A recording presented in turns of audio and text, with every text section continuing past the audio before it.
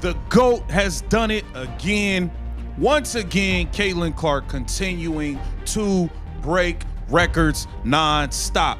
What does she do now? What does she do?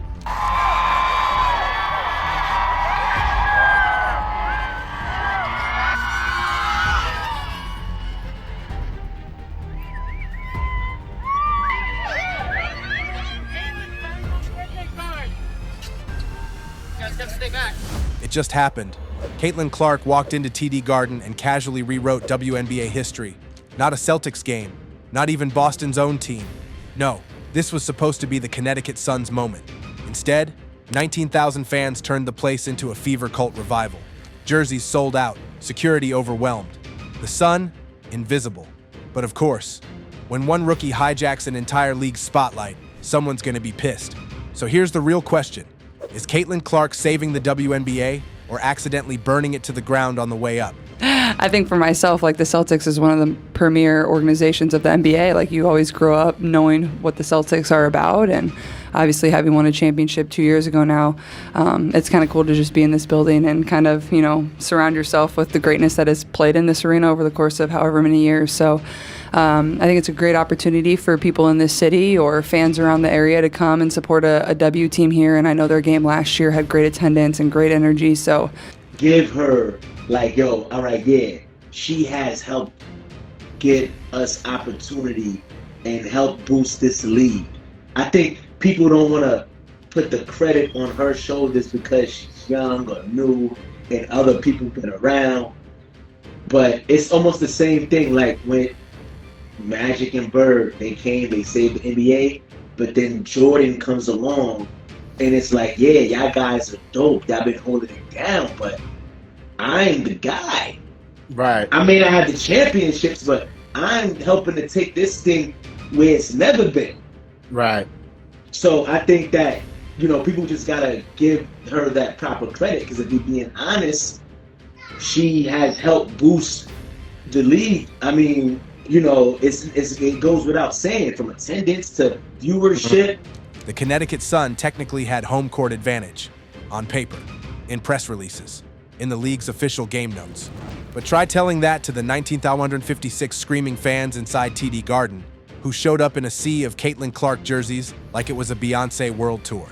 You couldn't even find a Sun fan if you tried. The entire arena was dipped in fever merch, from toddlers in tiny jerseys to grown men who probably hadn't watched a minute of women's basketball before March Madness broke their algorithm. Outside, pure chaos. Lines snaked around the block hours before tip-off, as if Taylor Swift was debuting a new album and fighting a live tiger. Fans, hundreds of them, traveled from states away just to catch a glimpse. What started as a basketball game turned into a cultural event, and TD Garden, the site of NBA lore, became a shrine to a 23-year-old rookie. Repeat that again, rookie, from Iowa. And let's be clear, this isn't a one-night-only thing. This isn't a flash-in-the-pan social media stunt. This is now the norm. Every game Clark plays, whether it's Indiana, Dallas, New York, or Las Vegas, turns into a nationwide event. But the Garden? That hit different. Boston doesn't show up like this for just anyone. This is a city that bleeds green, that booed their own legends. And yet, for Caitlin Clark, full sellout. Near riots outside, total fever pitch inside. The numbers you see every time the girl is on national TV, she's shattering her own. She's not even shattering viewership records. She can only break her own records at this point. She's already broken everybody else's when it comes to this viewership thing. The only thing she can do is continue to one-up. Let's talk about the absurdity. This was supposed to be the Sun's moment, their big market game, their sellout, their ticket revenue. Instead, they got steamrolled, not just on the court, but in branding, atmosphere, and identity. Fans weren't chanting for Alyssa Thomas. They didn't show up with banners for DeWanna Bonner. No, they were screaming, "Caitlin, Caitlin, Caitlin," every time she jogged across half court.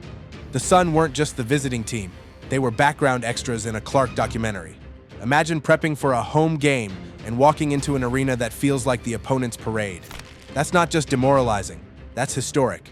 The Connecticut Sun sold out TD Garden, yes, but not because of anything they did. The arena filled because Clark exists, because Clark plays. And that realization hits hard when even the concession lines are littered with fever gear and Clark's face printed on homemade fan signs. The whole thing looked less like a basketball game and more like a religious gathering. And here's where it gets even messier. This wasn't a one-off fluke. This is Clark's regular Tuesday. The WNBA hasn't just seen a spike, they've seen an identity crisis. Every arena she walks into now morphs into a fever dream of orange, and home court advantage is dead. The concept of away games is now laughable. The Connecticut Sun might want to call TD Garden back and ask for a refund, because what happened wasn't just a game, it was a hostile takeover. Caitlin Clark continues to crush the viewership department and bring in those big ratings. Let's talk dollars, because this isn't just about vibes and viral clips anymore. It's about money, real money, historic money. Caitlin Clark has created an economy inside the WNBA, and it's growing faster than the league can even process. According to an Indiana University economist, she's responsible for 27%. Yes, you read that right. Of the WNBA's entire economic activity this season. That includes merchandise, ticket sales, and viewership. One player, nearly 1/3 of the league's revenue. The math should not be mathing, but here we are. To put it bluntly, if Clark decided tomorrow to start her own league, the WNBA would be in immediate cardiac arrest. Fans would follow her like disciples. Broadcasters would rip up contracts. Sponsors would flee faster than a celebrity at a failed fire festival. And yet, she's still making pennies compared to what she brings in. Tens of millions in economic value, while her actual paycheck looks like a typo. TV numbers? Absurd. The Dallas game, 2.1 million viewers, peaking at 2.5. That's more than NBA playoff games. That's more than NHL conference finals. Clark's rookie season finale was the most watched WNBA game on cable, ever. And it gets crazier.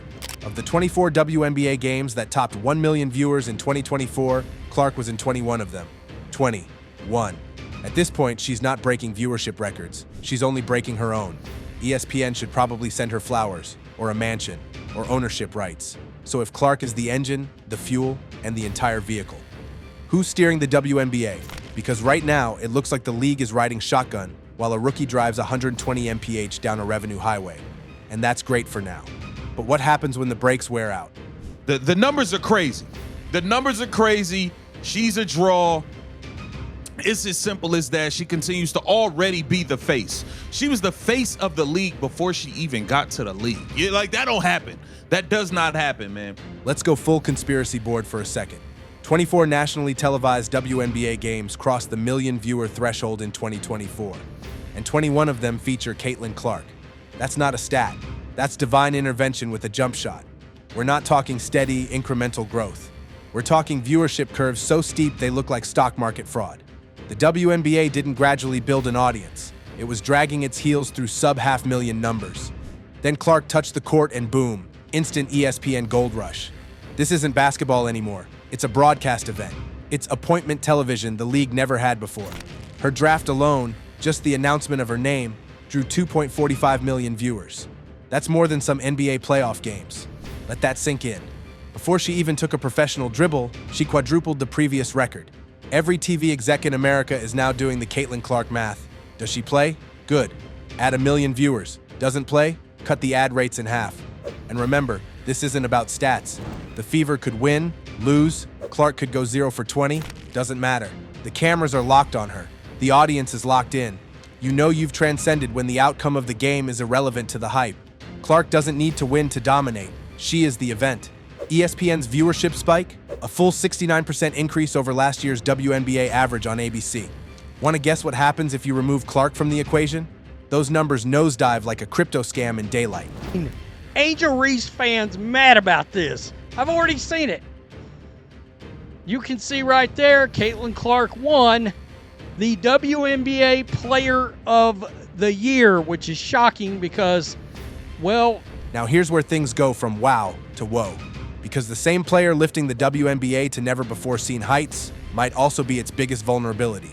When Clark doesn't play, the magic vanishes.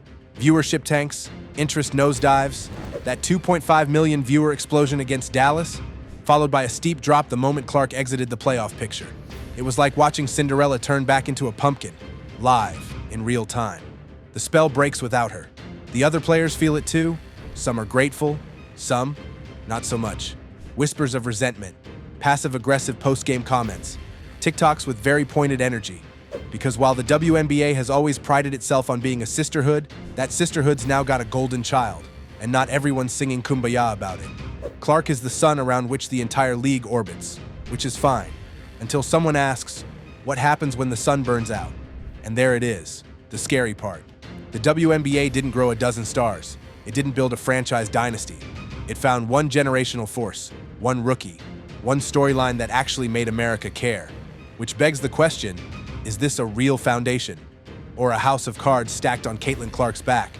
Because if she slips, if she slows down, or God forbid, suffers a serious injury, the entire WNBA growth narrative could implode faster than a bad Netflix sequel. That's the danger of turning a league into a one-woman show, even if the woman is a generational showstopper. We had Juju Watkins coming in second place at 17.9%. Juju Watkins, great talent, trying to bounce back from a torn ACL. We'll see how she recovers. Paige Beckers was able to come back from it. We're starting to see more people be able to come back from that injury. But we also saw Paige Beckers say it's not a day that goes by where she's not having pain. She can't play in the game and then practice the next day. She needs the day off, yada yada. So that's gonna we'll see how Juju Watkins bounces back. She's a very shifty player, lives in that mid-range, loves to get to the free throw line. So we'll see how the ACL holds up. We'll see.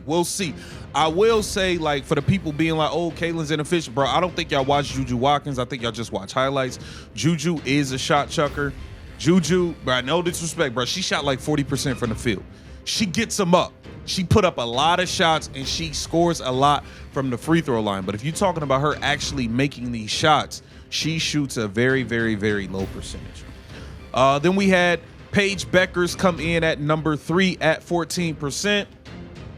I love Paige's game. I just don't think Paige brings enough entertainment value to be the actual face in terms of, she's a great player, but I just don't think her game is entertaining enough. Let's circle back to TD Garden, where this fever dream went full spectacle.